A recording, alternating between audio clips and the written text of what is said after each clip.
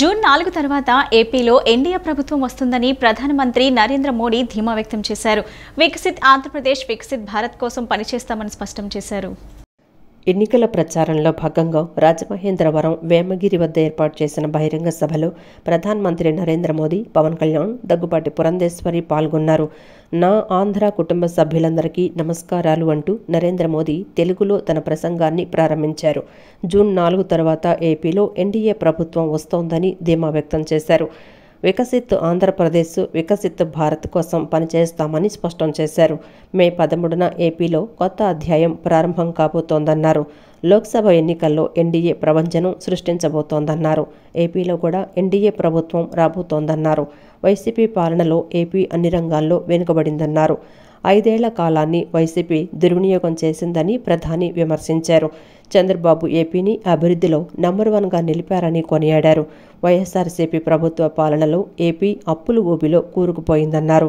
మద్యపాన నిషేధం చేస్తామన్న రాష్ట్ర ప్రభుత్వం దీనిపైన వ్యాపారం చేస్తోందన్నారు. రాష్ట్రంలో మద్యం, ఇసుక మాఫియా నడుస్తోందని ప్రధాని చెప్పారు. 3 రాజధానులు చేస్తామని ఒకటి కూడా కట్టలేదన్నారు. ఏపీ జీవనాడి పోలవరం ప్రాజెక్టును వైసీపీ ప్రభుత్వం ఆపేసిందన్నారు. రాష్ట్ర ప్రభుత్వం అవినీతిని మేనేజ్ చేస్తోందని మోదీ మండిపడ్డారు. साथियों, जब चंद्रबाबू जी की सरकार थी तब ये राज्य विकास के टॉप पर था, लेकिन वाईएसआर कांग्रेस ने यहां विकास की गाड़ी को पटरी से उतार दिया. जनता के हित में काम करने के बजाय इस सरकार ने तो उल्टा आंध्र प्रदेश को ही भारी कर्ज में डुबो दिया. इसलिए देश हो या प्रदेश, आज विकास का एक ही गारंटी है और वो गारंटी है एनडीए. साथियों, आंध्र युवाओं और युवा टैलेंट का प्रदेश है. टेक्नोलॉजी में आपकी काबिलियत का लोहा पूरी दुनिया मानती है. इसलिए आज जब देश तेजी से आगे बढ़ रहा है तो आंध्र का तेजी से आगे बढ़ना उतना ही जरूरी है. लेकिन यहां की राज्य सरकार में ये उम्मीद बेकार है. डेवलपमेंट के नाम पर यहां काम 0 और करप्शन 100% हुआ है. यहां केंद्र सरकार के प्रोजेक्ट्स को डीले करके जनता के हित को डिरेल कर दिया है. इसलिए राज्य और केंद्र में जब एनडीए की डबल इंजन सरकार होगी तो सभी रुके काम पूरे होंगे. కూటమి కొత్త మోసాలతో వస్తుందని ప్రతి ఒక్కరూ జాగ్రత్తగా ఉండాలని వైఎస్ఆర్సీపీ అధ్యక్షులు సీఎం వైఎస్ జగన్మోహన్ రెడ్డి పిలుపునిచ్చారు. మాట మీద నిలబడ్డ చరిత్ర చంద్రబాబుకి లేదని, మొన్నటి మేనిఫెస్టో చూస్తే బాబు చేయబోయే మోసం కళ్లకు కట్టినట్లు కనిపిస్తుందని అన్నారు. ఏపీలో 59 నెలల పాలనలో జరిగిన విప్లవాత్మక మార్పులను గమనించాలని ఏపీ ప్రజలను కోరారు. పల్నాడు జిల్లా మాచర్లలో జరిగిన ఎన్నికల ప్రచార భేరీలో సీఎం జగన్మోహన్ రెడ్డి పాల్గొని ప్రసంగించారు. జగన్మోహన్ రెడ్డి మాట్లాడుతూ మరో వారం రోజుల్లో కురుక్షేత్ర మహాసంగ్రామం కనిపిస్తోందన్నారు. జరగబోయే ఈ ఎన్నికలు కేవలం ఎమ్మెల్యేలను, ఎంపీలను ఎన్నుకునే ఎన్నికలు మాత్రమే కావని, ఈ ఎన్నికలు రాబోయే 5 ఏళ్ల మీ ఇంటింటి భవిష్యత్తును, పథకాల కొనసాగింపును నిర్ణయించబోయే ఎన్నికలన్నారు. ఈ ఎన్నికల్లో జగన్కు ఓటు వేస్తే పథకాలన్నీ కొనసాగింపు, అదే చంద్రబాబుకు పొరపాటున ఓటు వేస్తే పథకాలన్నీ ముగింపు, మళ్లీ మోసపోవటమేనని స్పష్టం చేశారు. చంద్రబాబుకి ఏ రోజు మాట మీద నిలబడిన చరిత్ర లేదన్నారు. సాధ్యం కాని రీతిలో చంద్రబాబు ఇప్పుడిచ్చిన హామీలు ఆయన చేయబోయే మోసాల్ని కళ్లకు కడుతున్నాయని ధ్వజమెత్తారు. ఈ బిడ్డ జగన్ పాలనలో ఈ 5 సంవత్సరాలలో 59 నెలల కాలంలో గతంలో ఎప్పుడూ జరగని విధంగా, చూడని విధంగా 2,70,000 కోట్ల రూపాయల్ని అక్కా చెల్లెమ్మల కుటుంబాలు బాగుపడాలని వివిధ పథకాల రూపంలో 130 సార్లు బటన్ నొక్కారని చెప్పారు. మీ బిడ్డ తన పాలనలో విప్లవాత్మక మార్పులు తీసుకొచ్చాడు. గతంలో ఎన్నికలయ్యాక మేనిఫెస్టోను చెత్తబుట్టలో వేసేది చూశామన్నారు. మొట్టమొదటిసారిగా ఆ చెత్తబుట్టలో వేసే సాంప్రదాయాన్ని మార్చి గతంలో ఎప్పుడూ చూడని విధంగా, దేశంలోనూ ఎక్కడా చూడని విధంగా మేనిఫెస్టోను ఒక బైబిల్గా, ఒక ఖురాన్గా, ఒక భగవద్గీతగా భావిస్తూ ఏకంగా 99% హామీలు నెరవేర్చామని ప్రజలకు సీఎం తెలియజేశారు. 14 ఏళ్ళు ముఖ్యమంత్రి అంటాడు, 3 సార్లు ముఖ్యమంత్రిగా చేశానంటాడు. మరి ఈ పెద్ద మనిషి చంద్రబాబు పేరు చెప్తే ఏ పేదకైనా కానీ గుర్తుకొస్తుందా?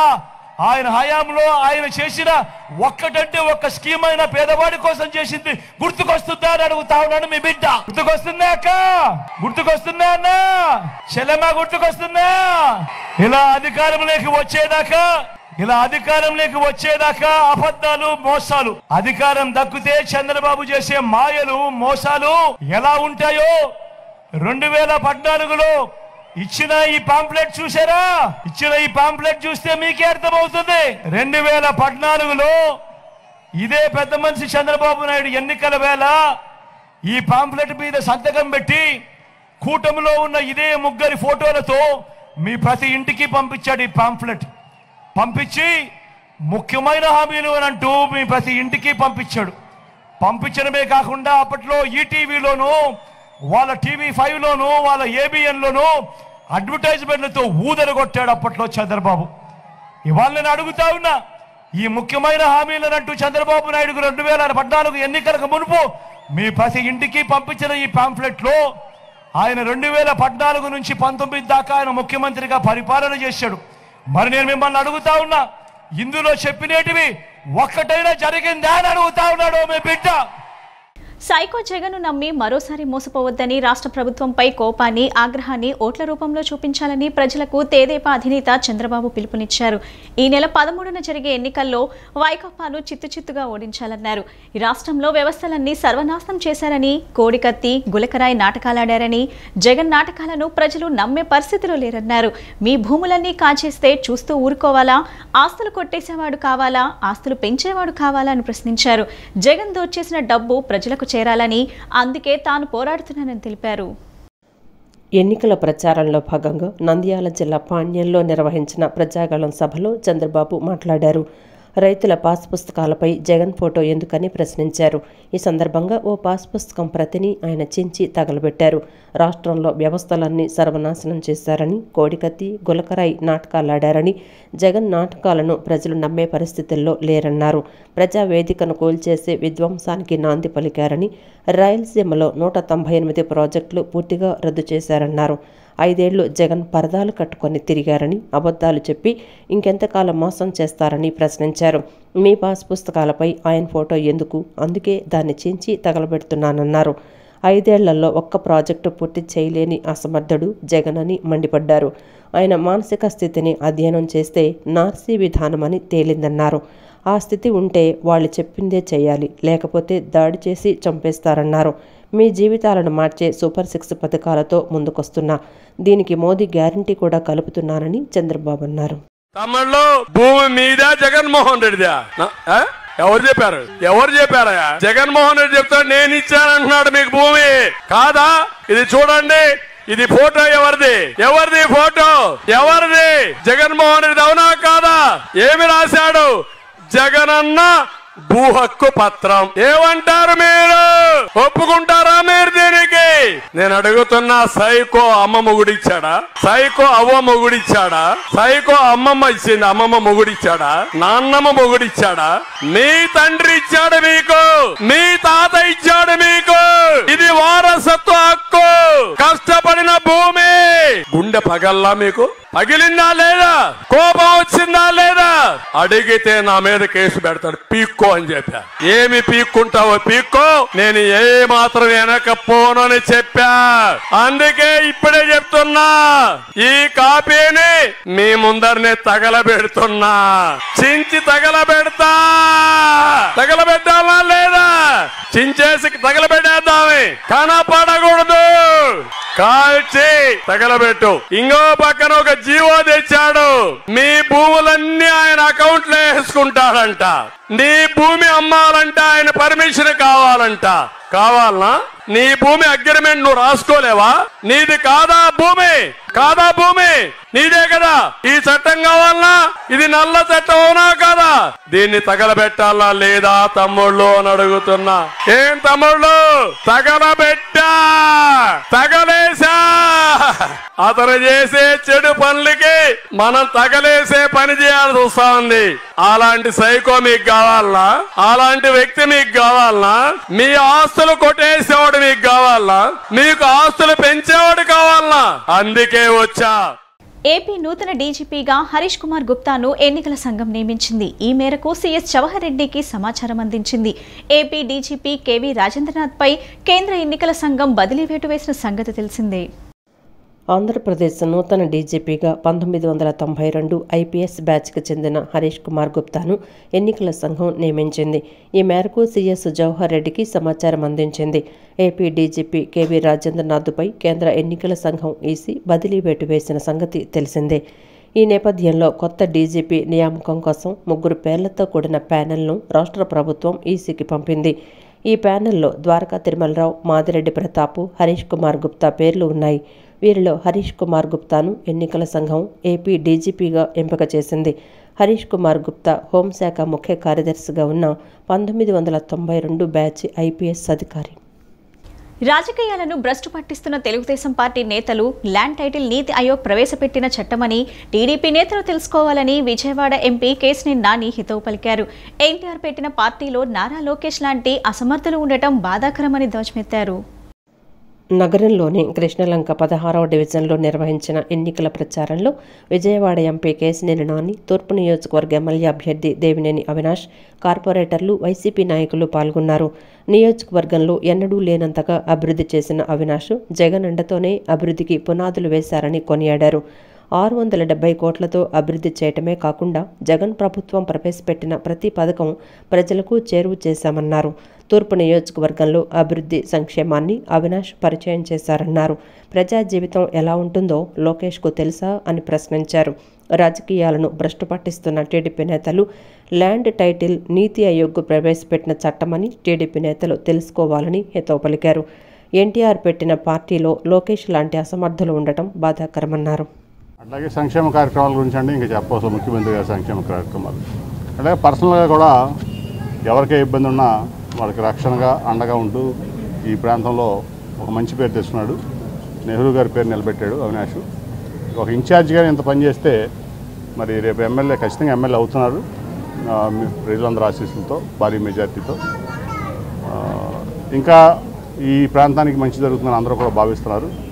కాబట్టి అవినాష్ని తప్పకుండా భారీ మెజార్టీ గెలిపిస్తారు. అట్లాగే ఇక్కడ గద్దె రామ్మోహన్ గారు ఒక పాపం 10 ఏళ్ళు ఇక్కడ ఎమ్మెల్యేగా చేసిన, అంతకుముందు ఎంపీగా చేసిన, అంతకుముందు గవర్నర్ ఎమ్మెల్యేగా చేసిన, ఎక్కడా కూడా ఒక చిన్న పని చేశాడు అనే మార్క్ వేసుకోలేకపోయాడు.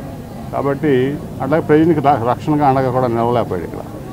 కాబట్టి అవినాష్ని తప్పకుండా గెలిపించాలని అందరూ కూడా నిశ్చయించుకున్నారు.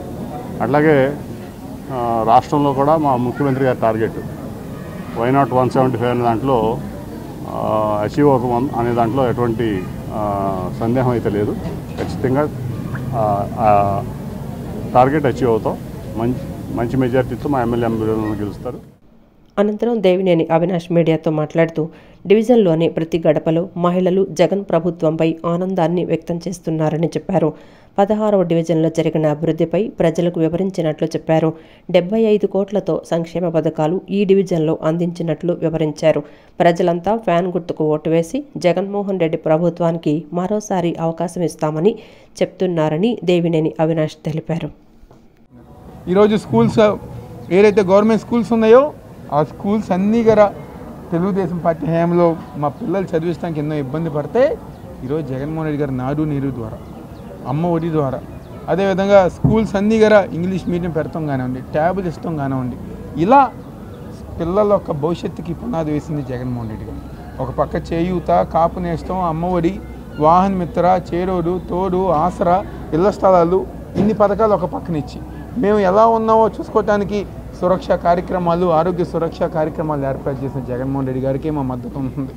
ఈ నియోజకవర్గంలో 10 సంవత్సరాలు ఎమ్మెల్యేగా పనిచేసి ఒక అసమర్థత ఎమ్మెల్యేగా ఎటువంటి అభివృద్ధి కార్యక్రమాలు చేయలేదు, సంక్షేమ కార్యక్రమాలు మాకు అందించే విధంగా ఏ రోజుగా కృషి చేయలేదు. కాబట్టి ఈరోజు తప్పకుండా ఈసారి వైఎస్ఆర్ కాంగ్రెస్ పార్టీకి ఈసారి అవకాశం ఇస్తామని చెప్పని ప్రతి ఒక్కరి గారు చెప్తాం.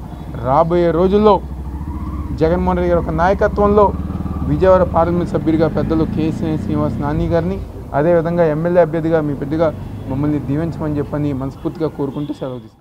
చంద్రబాబు అండ్ కో టీం తప్పుడు ప్రచారంతో ప్రజల్ని మభ్యపెడుతున్నారని, ఆయనకు కావాల్సింది అమరావతి తమ సామాజిక వర్గం బాగుండటమేనని సెంట్రల్ నియోజకవర్గం వైసీపీ అభ్యర్థి వెల్లంపల్లి శ్రీనివాసరావు అన్నారు.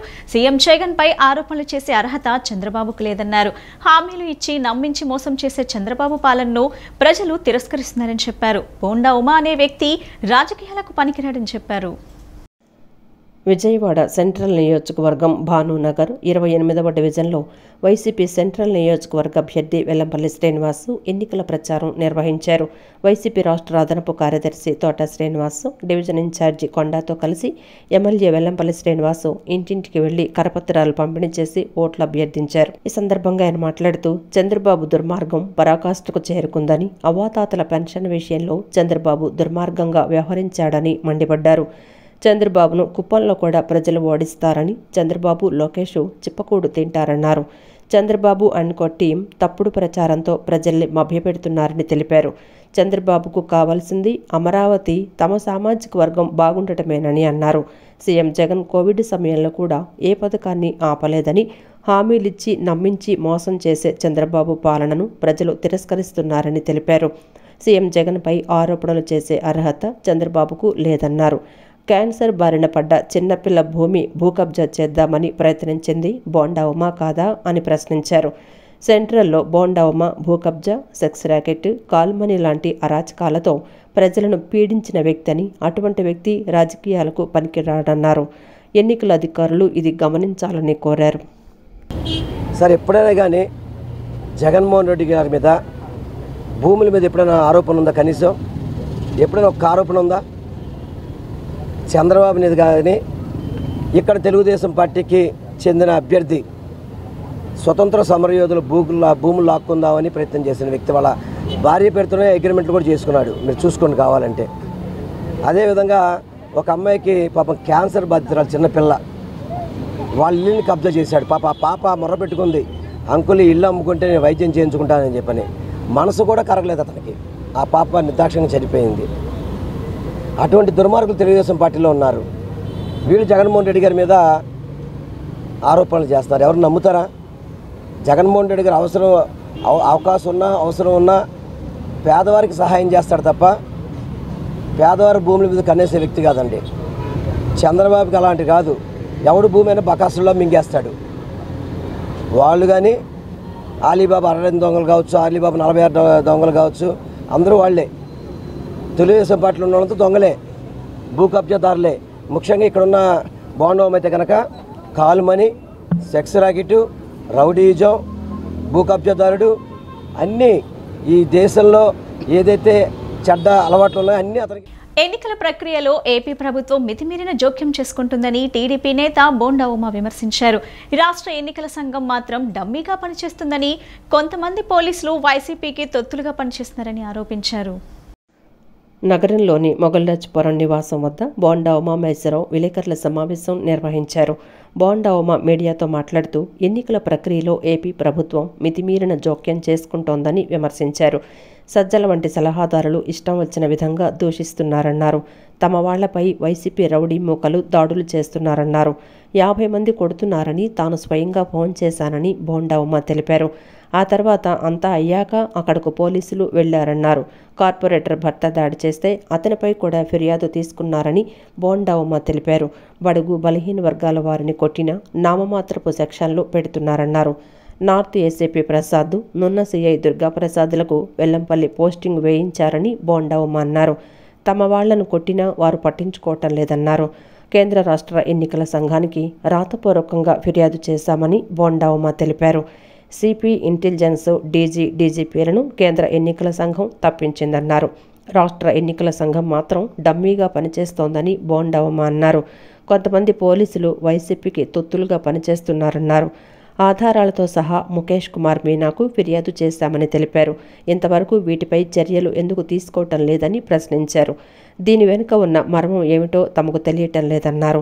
పోలీసులు స్వయంగా చెప్తున్నారని వైసీపీ వాళ్లకే పనిచేస్తామన్నారు. నిన్న ఒక సర్వేయర్ పోస్టల్ బ్యాలెట్ వేయలేదని వైసీపీ రౌడీ మొక్కలు దాడి చేశారన్నారు. పోలీస్ స్టేషన్కు కూతవేటు దూరంలో ఉన్న పోలీసులు అక్కడికి వెళ్లలేదన్నారు. బలహీన వర్గాల్ని కొట్టినా తూతూ మంత్రంగా నామకే వాస్తే కేసులు పెట్టి నడిపిస్తా ఉన్నారు. మేము విజయవాడ నగరంలో ఉన్నటువంటి ACP Prasad, north ACP Prasad, అలాగే నున్న సిఐ దుర్గా ప్రసాద్, వీళ్ళ ప్రవర్తన 4 నెలల ముందు వీళ్ళిద్దరిని వెల్లంపల్లి శ్రీనివాసు పోస్టింగ్ వేయించాడు. వీళ్ళిద్దరూ వైసీపీ గూండాలు, వైసీపీ కార్పొరేటర్ల భర్తలు, వైసీపీ డివిజన్ పార్టీ అధ్యక్షులు రౌడీ షీటర్లను పెట్టి ఎలా పడితే అలా ప్రజల మీద దాడులు చేస్తా ఉన్నా వీళ్ళిద్దరూ దృష్టికి తీసుకొచ్చినా ఎక్కడా కూడా పట్టించుకున్న పాపానికి పోవటం లేదు. దీని మీద రాష్ట్ర ప్రధాన ఎన్నికల కమిషనర్ మీనా గారి దృష్టికి కూడా రిటర్న్ గా కంప్లైంట్ ఇచ్చాం. దురదృష్టం ఏంటంటే సెంట్రల్ ఎలక్షన్ కమిషన్ మేము ఇచ్చినటువంటి కంప్లైంట్ల మీద స్పందిస్తుంది. మొన్న విజయవాడ సిపిని, ఇంటెలిజెన్స్ చీఫ్ సీతారామాంజనేయుల్ని, అలాగే నిన్న డీజీపీని కేంద్ర ఎన్నికల కమిటీ, ఎన్నికల సంఘం పట్టించుకుంటుంది. కానీ రాష్ట్ర ఎన్నికల సంఘం డమ్మీ అయిపోయింది పూర్తిగా. ఎక్కడ ప్రభుత్వంలో MCC model code of conduct ని ఉల్లంఘిస్తున్నటువంటి వారిపైన కానీ, వాళ్ళకి మద్దతు ఇస్తున్న అధికారులకు కానీ రాష్ట్ర ఎన్నికల ప్రధాన అధికారి ఒక కానిస్టేబుల్ మీద కూడా చర్యలు తీసుకున్న దాఖలు లేవు. దళిత మహిళ వైసీపీ మహిళా కన్వీనర్ బడుగు వాణి విశాలాంధ్ర కాలనీలో ఓట్లు అడగడానికి వెళ్తే ఆమెపై టీడీపీ నేతలు దాడి చేశారని వైసీపీ నేత మోదుగుల గణేష్ ఆరోపించారు. టీడీపీ నాయకులు మద్యం తాగిన మైకంలో దళిత మహిళ పట్ల అసభ్యంగా మాట్లాడారని, ప్రశ్నించడానికి వెళ్లిన నాయకులపై దాడి చేశారని చెప్పారు. బోండవమ్మ నిజ నిజాలు తెలుసుకుని మాట్లాడాలని సూచించారు. వైసీపీ నేత మోదుగుల గణేష్ నిర్వహించిన విలేకరుల సమావేశంలో గణేష్ మాట్లాడుతూ, దళిత మహిళ వైసీపీ మహిళా కన్వీనర్ బడుగు వాణి విశాలాంధ్ర కాలనీలో ఓట్లు అడగడానికి వెళ్తే ఆమెపై టీడీపీ నేతలు దాడి చేశారని అన్నారు. బోండావమ్మ నిజానిజాలు తెలుసుకొని మాట్లాడాలన్నారు. దళితులపై ఆయన కపట ప్రేమ అందరికీ తెలుసన్నారు. బోండావమ్మ భూ కబ్జాలు చేశాడు కాబట్టి రౌడీ షీట్ పెట్టాలన్నారు. వ్యక్తిగతంగా విమర్శలు చేయటం సరికాదన్నారు. వెళ్ళి కంప్లైంట్ పెట్టినాక మరి మేము కంప్లైంట్ పెడుతున్నాం తెలిసి ఆ తర్వాత వాళ్ళు వచ్చారు. బోండవమ్మ గారు మీరు ఎంక్వైరీ చేయండి. ముందు పోలీస్ స్టేషన్కి మేము వెళ్ళి వాళ్ళ మీద కంప్లైంట్ పెట్టామో లేదా వాళ్ళు వచ్చి మా మీద పెట్టారో ఎంక్వైరీ చేయండి. అలాగే అక్కడ ఏం జరిగిందో స్థానికంగా తెలుసుకోండి. తెలుసుకోకుండా దళితుల మీద దాడి చేశారు, దళిత ఉద్యోగం ఓకే దళిత కార్డు ఓపించి నువ్వు దళితుల మీద అత్యధిక ప్రేమ ఏం చూపించవసరలా. కారణం ఏంటంటే మీకు నీ పార్టీకి దళితుల మీద ఎంత ప్రేమ ఉందో తెలుసు. మరి ఆ రోజు చింతమనేని ప్రభాకర్ గారు ఒక దళిత ఎంఆర్ఓ మీద ఏం చేశాడో తెలుసు. మరి అలాగే అదే చింతమనేని ప్రభాకర్ దళితులు మీకెందుకు రాజకీయాలని తెలుసు. మరి అలాగే స్వయాన నీ నాయకుడు ఎవడన్నా దళితుల్లో పుట్టాలని కోరుకుంటాడు అన్నది తెలుసు. అలాగే ఇంకో నాయకుడు వరలరామయ్య ఈ మాదిగోళ్ళంతా ఇంతే అని బస్సులో స్టూడెంట్ అనడం కూడా తెలుసు. బాధితురాలు వాణి మాట్లాడుతూ, నిన్న ఓట్ల కోసం వెళ్తే తనపై టీడీపీ నేతలు దౌర్జన్యం చేశారన్నారు. దళితులపై అవమానకరంగా టీడీపీ నేతలు మాట్లాడుతున్నారని, ఒక ఆడపిల్లపై దళిత మహిళపై దాడి జరిగితే దాని గురించి మాట్లాడకుండా, ఖండించకుండా మాట్లాడటం బాధాకరమన్నారు. దళిత మహిళకు అండగా నిలబడాల్సింది పోయి ఎలా మీ పార్టీ నాయకులను వెనకేసుకొస్తారని ప్రశ్నించారు. ఒక ఆడపిల్ల అనేది ఉంటే మీకు ఆడపిల్లకు మీరు ఎలాగే చేస్తారా చెప్పండి. నాకు మీ ఆడపిల్లలకు మీరు ఎలాగే చేస్తానంటే నేను ఒప్పుకుంటాను. మీకు ఒకళ్ళు ఉన్నారు కదా దళితులు అంటే అంత ఇదా మీకు చెప్పండి. జగన్మోహన్ రెడ్డి గారు దళితులకే ఇచ్చారు సీట్ ఎక్కువ తెలుసా మీకు? ఆ విషయం దళితులకే ఉంది. మీరు ఏదో అనుకోమాకండి, దళితులు అంటే తక్కువ అంచనా వేయమాకండి. మాకు ఉంటే మాకు అన్ని అధికారాలు ఉంటాయి. మేము దళితులం అయితే దిగజారిపోయి ఉన్నామండి మీకంటే. ఒక ఆడపిల్ల అనేది ఒక ఆడపిల్లకు విలువ ఉండి, ఒక ఆడపిల్ల ఏం జరిగింది అసలు తెలుసుకున్నారా మీరు? అక్కడ మీ ఆడపిల్లని అలా చేస్తే మీరు ఊరుకుంటారా? ఓట్లకి వెళ్ళిన వాళ్ళు ఇలా చేస్తారా మీరు? అది మీకు పద్ధతి కాదండి. పద్ధతిగా మాట్లాడండి. ఎవరిది నిజమో కాదో మీరు తెలుసుకోండి. అర్థమవుతుందా? వచ్చిన వాళ్ళని అలాగే ఆడపిల్లల లోపలికి లాక్కెళ్ళేది చేసేది ఇది చేసేది అది పద్ధతి కాదు. మీరు తెలుసుకుని మాట్లాడేప్పుడు మాట్లాడండి. అది మీరు మాట్లాడేది అసలు పద్ధతే కాదు. అది మే 13న జరగనున్న ఎన్నికల్లో ఇండియా కూటమి అభ్యర్థులను గెలిపించాలని ఆ కూటమి అభ్యర్థులు కోరారు. బీజేపీ, టీడీపీ, జనసేన కూటమిని, వైసీపీని ఓడించాలని ప్రజలకు విజ్ఞప్తి చేశారు. రాజ్యాంగ వ్యవస్థను నాశనం చేసే మోడీ పరిపాలనకు వ్యతిరేకంగా తీర్పు ఇవ్వాల్సిన అవసరం ఉందన్నారు. ఇండియా కూటమి అభ్యర్థులు సిహెచ్ బాబురావు సెంట్రల్ నియోజకవర్గం నుంచి కోటేశ్వరరావు, పశ్చిమ నియోజకవర్గంలో కోటేశ్వరరావు, తూర్పు నియోజకవర్గంలో పొనుగుపాటి నాంచారయ్య, పార్లమెంట్ అభ్యర్థిగా పోటీ చేస్తున్న వల్లూరు భార్గవ్ను గెలిపించాలని కోరారు. వీరి విజయాన్ని కాంక్షిస్తూ ఈ నెల 10న జింకానా గ్రౌండ్స్ లో భారీ బహిరంగ సభను నిర్వహిస్తున్నట్లు తెలిపారు. నగరంలోని శ్రీశ్రీ భవనంలో ఇండియా కూటమి అభ్యర్థులు విలేకరుల సమావేశం నిర్వహించారు. సమావేశంలో సిపిఎం నాయకులు దొనపడి కాశీనాథ్, సిపిఐ నాయకులు దొనపడి శంకర్, కాంగ్రెస్ పార్టీ నాయకులు నరహర్శెట్టి నరసింహారావు, సిపిఎం నాయకులు పాల్గొన్నారు. ఈ సందర్భంగా వారు మాట్లాడుతూ కూటమి అభ్యర్థుల విజయాన్ని కాంక్షిస్తూ ఈ నెల 10న జింకానా గ్రౌండ్స్లో భారీ బహిరంగ సభ నిర్వహిస్తున్నట్లు తెలిపారు. సిపిఎం అఖిల భారత ప్రధాన కార్యదర్శి సీతారాం యేచూరి, సిపిఐ అఖిల భారత కార్యదర్శి డి రాజా, కాంగ్రెస్ పార్టీ అఖిల భారత అధ్యక్షులు మల్లికార్జున ఖర్గే, ఏఐసిసి ప్రధాన కార్యదర్శి ఎంపీ మాణిక్యం ఠాగూర్, ఆప్ రాష్ట్ర కార్యదర్శి రమేష్ సభలో పాల్గొంటారన్నారు. ఈ సభను జయప్రదం చేయాలని కోరారు. మోడీకి ఇది చివరి దశ అని, అందుకే అవాకులు చవాకులు మాట్లాడుతున్నారని విమర్శించారు. మోడీ నిరంకుశత్వానికి వ్యతిరేకంగా జరుగుతున్న పోరాటానికి ప్రజలు మద్దతు తెలపాలని కోరారు. ఈ మోడీ నిరంకుశత్వానికి వ్యతిరేకంగా జరుగుతూ ఉన్నటువంటి ఈ పోరాటం ప్రజలకి, మోడీ నియంతృత్వానికి, నిరంకుశత్వానికి, బీజేపీ మతోన్మాదానికి జరుగుతూ ఉన్నటువంటి పోరాటం ఇది. అందుకని ఈ పోరాటంలో ప్రజలు విజయం సాధిస్తారని చెప్పనేటువంటి విశ్వాసంతో, నమ్మకంతో ఇండియా వేదిక ఈరోజు ముందుకు వచ్చింది. ఇప్పుడే తాజాగా అందినటువంటి సమాచారం, ఏఐసిసి అఖిల భారత అధ్యక్షులు మల్లికార్జున ఖర్గే, రాజ్యసభ సభ్యులు కూడా వారు ఈ సభకి వస్తూ ఉన్నారని చెప్పనేటువంటిది కూడా సమాచారం వచ్చింది. అందుకని అఖిల భారత స్థాయి నాయకులతో జరిగేటువంటి ఈ సభని జయప్రదం చేసి వారి సందేశాలని ప్రజల్లోకి తీసుకెళ్లేటువంటి దానికి మీ ద్వారా ప్రయత్నం చేయాలని చెప్పనేటువంటిది కోరుకుంటూ ఈ సభను జయప్రదం చేయాల్సిందిగా విజ్ఞప్తి చేస్తూ ఉన్నాం. కాంగ్రెస్ పార్టీ బలపరుస్తున్నటువంటి అభ్యర్థులకు ఓటు వేద్దామనేటువంటి అభిప్రాయం వస్తున్నది. అలాగే ఈ సందర్భంగా మల్లికార్జున ఖర్గే గారు రావటం ముదావహం. అలాగే సిపిఎం జాతీయ కార్యదర్శి సీతారాం యేచూరి గారు, సిపిఐ జాతీయ కార్యదర్శి డి రాజా గారు, అలాగే డైనమిక్ లీడర్ మాణిక్యం ఠాగూర్ గారు, ఇటువంటి కాంగ్రెస్ పెద్దలందరూ కూడా ఈ సభలో పాల్గొన్నటువంటి నేపథ్యంలో ఇవాళ రాహుల్ గాంధీ ఒకే ఒక్క అంశాన్ని మనం ఈ సందర్భంగా మేము ప్రస్తావిస్తున్నాం, అప్రిషియేట్ చేస్తున్నాం. ఇండియా కూటమి అధికారంలోకి వస్తే నా మొట్టమొదటి సిగ్నేచర్ ఏపీ స్పెషల్ స్టేటస్ అని చెప్పడం అనేటువంటిది ప్రతి ఒక్కరూ కూడా ఆలోచించాలి. ఆంధ్రప్రదేశ్లో ఉన్నటువంటి ప్రతి పౌరుడు కూడా. ఇండియా కూటమి బలపరిచినటువంటి పార్లమెంటు అభ్యర్థి వల్లూరు భార్గవ్ గారు హస్తం గుర్తు, అలాగే తూర్పు నియోజకవర్గం నుంచి కాంగ్రెస్ పార్టీ ఎమ్మెల్యే అభ్యర్థి పొనుగుపాటి నాంచారయ్య గారికి వారికి కూడా హస్తం గుర్తు, అలాగే సెంట్రల్ నియోజకవర్గం నుంచి సోదరులు చిగురుపాటి బాబురావు గారు వారికి సుత్తి, కొడవలి, నక్షత్రం గుర్తుకి, అలాగే పశ్చిమ నియోజకవర్గం నుంచి ఎమ్మెల్యే అభ్యర్థిగా పోటీ చేసుకున్న న్యాయవాది జి కోటేశ్వరరావు గారిని కంకి, కొడవలి గుర్తుకి ఈ పవిత్రమైన అమూల్యమైన ఓట్లు వేసి అఖండ విజయంతో గెలిపించాలని కోరుకుంటూ, అలాగే రేపు జరిగేటటువంటి సభ ద్వారా ఈ దేశంలోనూ ఈ రాష్ట్రంలోనూ జరుగుతున్నటువంటి అనైతిక పాలనకి స్వస్తి చెప్పాలని, వాళ్ళ మోడీ గారు వచ్చిన 10 సంవత్సరాల్లో ఈ దేశంలో ఆయన చేసింది ఏమీ లేదు. తూర్పు నియోజకవర్గంలోని కాపులంతా వైఎస్ఆర్సీపీ ఎమ్మెల్యే అభ్యర్థి దేవినేని అవినాష్ మద్దతుగా ఉండాలని కాపు నేత రాఘవేంద్రరావు పిలుపునిచ్చారు. దేవినేని నెహ్రూ అన్ని వర్గాల ప్రజలకు అండగా ఉన్నారని, ఆయన తనయుడు అవినాష్ను గెలిపిస్తే నిత్యం ప్రజలు అందుబాటులో ఉండి ప్రజాసేవ చేస్తారని చెప్పారు. గద్దె రామ్మోహన్ 10 ఏళ్లు పదవిలో ఉండి ఒక్క కాపు సోదరులకు పదవులు ఇవ్వకుండా నిలువునా మోసం చేశారని ధ్వజమెత్తారు.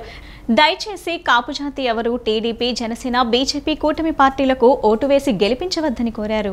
ఇప్పుడు నేను తూర్పు నియోజకవర్గం కాపులకి తెలియజేసేది ఒక విషయం. ఇక్కడ తూర్పు నియోజకవర్గంలో వైఎస్ఆర్సీపీ తరఫున దేవినేని అవినాష్ పోటీ చేస్తున్నాడు. అలాగే తెలుగుదేశం పార్టీ తరఫున గద్దె రామ్మోహన్ పోటీ చేస్తారు. ఇద్దరు ఇక్కడ ఎవరో కాపులు పోటీ చేస్తలేదు. కాబట్టి కాపు సోదరులకి ఒక వినపం, మన కాపుల్ని ఈ ఇద్దరు వ్యక్తుల్లో దేవినేని నెహ్రూ గారే బాగా అభిమానంగా చూసేవాళ్ళు. దానికి ఎగ్జాంపుల్ నేనే. 2009 నుంచి 16 వరకు ఆయన చనిపోయే వరకు నెహ్రూ గారికి నాకు బలమైన సంబంధం ఉంది. నెహ్రూ గారితో నాకు సన్నిహిత సంబంధాలు ఉన్నాయి. అనేక కేసుల నుంచి నెహ్రూ గారు నన్ను వ్యక్తిగతంగా చాలా కేసుల నుంచి కాపాడారు. ఈ దేవినేని అవినాష్, గద్దె రామ్మోహన్ ఇద్దరిలో మన కాపు సోదరులకి దేవినేని అవినాషే బెట్. కాబట్టి కాపు సోదరులందరూ కూడా ఇక్కడ కాపు వ్యక్తి ఎవరో పోటీ చేస్తలేదు కాబట్టి మన కాపులు దేవినేని అవినాష్కి మద్దతు ఇవ్వాల్సిందిగా నేను ప్రార్థిస్తూ కోరుతున్నాను.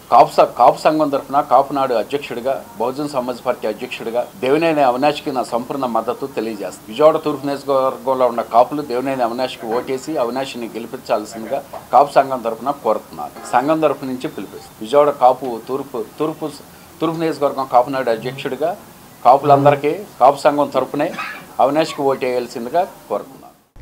చేనేత పద్మశాలిల కుటుంబీకులు నేసిన వస్త్రాలను గ్రేడ్ 1 దేవాలయాల్లో సారిగా ఇవ్వాలని జీవో ఇచ్చారని, అన్ని దేవాలయాలకు వర్తింపచేయాలని ప్రభుత్వం దృష్టికి తీసుకువెళ్లడం జరిగిందని చేనేత కార్పొరేషన్ డైరెక్టర్లు తెలిపారు. సెంట్రల్ నియోజకవర్గంలోని వైసీపీ కార్యాలయంలో నిర్వహించిన విలేకరుల సమావేశంలో ఆయన మాట్లాడుతూ ప్రపంచంలోనే నైపుణ్యం ఉన్న బిడ్డలు పద్మశాలిలేనని ప్రభుత్వం గుర్తించిందని చెప్పారు. ఏపీలో పద్మశాలి భవన్ 1 ఏర్పాటుకు స్థలాన్ని కేటాయించాలని కోరారు. జగ్గైపేటలో కళ్యాణ మండపం నిర్మాణానికి స్థలం ఇవ్వాలని కోరటం జరిగిందన్నారు. స్కిల్ డెవలప్మెంట్ సెంటర్లను సాధించుకొని చేనేతలకు న్యాయం జరిగేలా చేస్తామన్నారు. పద్మశాలి సంఘీయులు వైసీపీ జగన్మోహన్ రెడ్డికి సంఘీభావం తెలుపుతున్నామని, రాబోయేది వైసీపీ ప్రభుత్వమేనని తెలిపారు. ఇప్పుడు ఇక్కడ ఉన్నటువంటి నేతన్న నేస్తం కేవలం 124 మందికే ఇస్తున్నారు. అంటే ఇక్కడ గ్రామీణ ప్రాంతాల్లో, పట్టణ ప్రాంతాల్లో చేనేతలు చేసేటటువంటి పని పూర్తిగా పక్కకి వెళ్ళింది. చేనేతేతర కులాలుగా ఉన్నారు. తలా ఒక పని, ఏ పని వాళ్ళు చేసుకుంటున్నారు. ఈరోజు మరి చాలామంది చదువుకోవడం ఇప్పుడు జగనన్న విద్యా కానుక, వసతి దీవెనల వల్ల కానివ్వండి, ఈ యొక్క కార్యక్రమాల వల్ల ఈరోజు ఎంపవర్మెంట్ బాగా పెరిగింది. కాబట్టి దీన్ని దృష్టిలో పెట్టుకొని ఇక విజయవాడలో మరి ఒక కేంద్రీకృతంగా చేసుకొని దీన్ని మంచిగా చేసుకొచ్చి ఈ యొక్క పార్లమెంటరీ సభ్యులు కానివ్వండి, మన 3 ఎమ్మెల్యేల విజయాన్ని ఆకాంక్షిస్తూ మేము తీసుకోబోయేటటువంటి తదుపరి కార్యాచరణ ప్రణాళిక కూడా మేము చేస్తాము. ఖచ్చితంగా సంఘీయులు అందరూ, పద్మశాలి సంఘీయులు అందరూ కూడా మరి ఈ యొక్క వైఎస్ఆర్ పార్టీ అభ్యర్థులకి జగన్మోహన్ రెడ్డి గారికి ఓటు వేసి ఫ్యాన్ గుర్తుని గెలిపించి, రాబోయేది జగన్మోహన్ రెడ్డి గారే, ఇక్కడ కాబోయే ఎమ్మెల్యేలు కూడా ఈ 3 ఎందుకు చేయాలంటే ఆప్కోకి 103 కోట్లు బకాయి ఉంటే చంద్రబాబు నాయుడు గారు ₹1 కూడా ఇవ్వకుండా ఎన్నో సంవత్సరాలు తిప్పారు. తర్వాత జగన్మోహన్ రెడ్డి గారు వచ్చిన తర్వాత 103 కోట్లు బకాయిలు తీర్చడమే కాకుండా మళ్ళీ 360 కోట్లు అదనంగా ఇచ్చారు డెవలప్మెంట్కి, ఆప్కో డెవలప్మెంట్కి. అదే కాకుండా నేతన్న నేస్తం ద్వారా సంవత్సరానికి 24,000, ప్రతి సంవత్సరం 80,000 మందికి ఇచ్చారండి 5 సంవత్సరాలు. ప్రతి చేనేత కుటుంబం కూడా, ఎంతో నిరుపేదలు కూడా ఈరోజు ఆ నేతన్న నేస్తం ద్వారా అన్ని విధాలా కూడా హ్యాపీగా ఉన్నారు. అదే కాకుండా పల్లెటూరులో ప్రతి ఊర్లో చేనేత మగ్గు ఉన్న వాళ్ళకి వర్క్ అండ్ షెడ్ హౌస్. బ్రాహ్మణ సామాజిక వర్గాన్ని నిట్టనిలువుగా ముంచేసిన ప్రభుత్వం తెలుగుదేశం ప్రభుత్వమని బ్రాహ్మణ సంఘ నాయకులు, బ్రాహ్మణ వెల్ఫేర్ కార్పొరేషన్ చైర్మన్ తెలిపారు. రాజకీయంగా, సామాజికంగా, ఆర్థికంగా తమ సామాజిక వర్గాన్ని అణగదొక్కి తమను రాజకీయంగా ఉపయోగం లేకుండా చేసిందన్నారు. టీడీపీ ప్రభుత్వంలో ఒక కౌన్సిలర్ సీటు ఇవ్వలేదని, అర్చకులకు వంశపారపర్యం హక్కులు తీసేశారని అన్నారు. ఉద్యోగస్తుల వయోపరిమితి తగ్గించడంతో పిల్లలను చదివించుకోలేక, పెళ్లిళ్లు చేయలేక అనేక మంది చనిపోవడం జరిగిందన్నారు. టీడీపీ గత 40 ఏళ్లుగా అన్యాయం చేస్తుందని తెలిపారు. ముఖ్యమంత్రి జగన్మోహన్ రెడ్డి రాజకీయంగా సీట్లు ఇచ్చారని, వంశపారపర హక్కులు ఇచ్చారని, అర్చకులకు వయోపరిమితి లేకుండా చేశారని, తమ సామాజిక వర్గానికి మేలు చేశారన్నారు. బ్రాహ్మణ సామాజిక వర్గానికి వైసీపీ ప్రభుత్వంలో మేలు జరిగింది కాబట్టి బ్రాహ్మణ సామాజిక వర్గం జగన్ వెంట ఉంటారన్నారు. 40 ఏళ్ళ మేము తెలుగుదేశం ప్రభుత్వం చాలా అది చేసినాం, ఇదే చేసినామని చెప్పుకుంటూ మా బ్రాహ్మణ సామాజిక వర్గాన్ని నిట్ట నిలువున ముంచేసిన ప్రభుత్వం తెలుగుదేశం ప్రభుత్వం. అదేవిధంగా రాజకీయంగా, సామాజికంగా, ఆర్థికంగా మా యొక్క సామాజిక వర్గాన్ని అణగదొక్కి మమ్మల్ని దేనికి రాజకీయంగా ఉపయోగం లేకుండా చేయడం జరిగింది. అందువలన వారు ఏమేమి చేశారనేది కూడా 2 విషయాలు మనం చెప్పుకుంటే, రాజకీయంగా 40 ఏళ్ల చరిత్రలో మాకు ఒక కౌన్సిలర్ సీటు కూడా ఇచ్చిండేది లేదు తెలుగుదేశం ప్రభుత్వంలో. అదేవిధంగా అర్చకులకైతేనేమి వంశపారంపర హక్కులు తీసేశారు. దాదాపు అప్పట్లో తెలుగుదేశం ప్రభుత్వం వచ్చిన వెంటనే కరణీకరణలు తీసేసి దాదాపు 28 మంది కరణాలు ఆత్మహత్య, కొంతమంది గుండెపోటుతో, కొంతమంది 28 మంది బ్రాహ్మణులను పొట్టన పెట్టుకున్నటువంటి పార్టీ తెలుగుదేశం పార్టీ. అదేవిధంగా వెంటనే ఆ కరణీకాలు తీసేస్తూనే ఉద్యోగస్తుల వయోపరిమితి తగ్గించి ఆ 2 ఏళ్ళు తగ్గించడంతో మా వాళ్ళు పెళ్ళిళ్ళు చేయలేక, పిల్లలకి చదువులు చదివించుకోలేక అప్పుడు కూడా చాలామంది దాదాపు 18-16 మంది వరకు గుండెపోటుతోనూ ఆత్మహత్య చేసుకొని చనిపోవడం. అదే రకంగా ఇవాళ జగన్మోహన్ రెడ్డి గారు బ్రాహ్మణ విషయాల్లో బ్రాహ్మణ కార్పొరేషన్ ద్వారా ఆయన ప్రభుత్వంలోకి వచ్చిన తర్వాత 780 కోట్ల రూపాయలు బ్రాహ్మణ కార్పొరేషన్ ద్వారా వివిధ పథకాల ద్వారా అందించడం జరిగింది.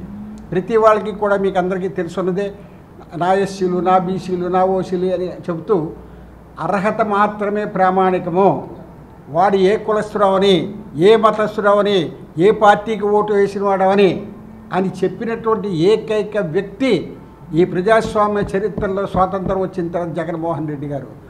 నా వల్ల మీ కుటుంబంలో ఏదైనా మంచి జరిగితే మాత్రమే నాకు ఓటేయండి అని చెప్తున్నాడు. ఈ బులెటిన్ ఇంతటితో సమాప్తం. తిరిగి మరో బులెటిన్ కలుద్దాం. నమస్కారం.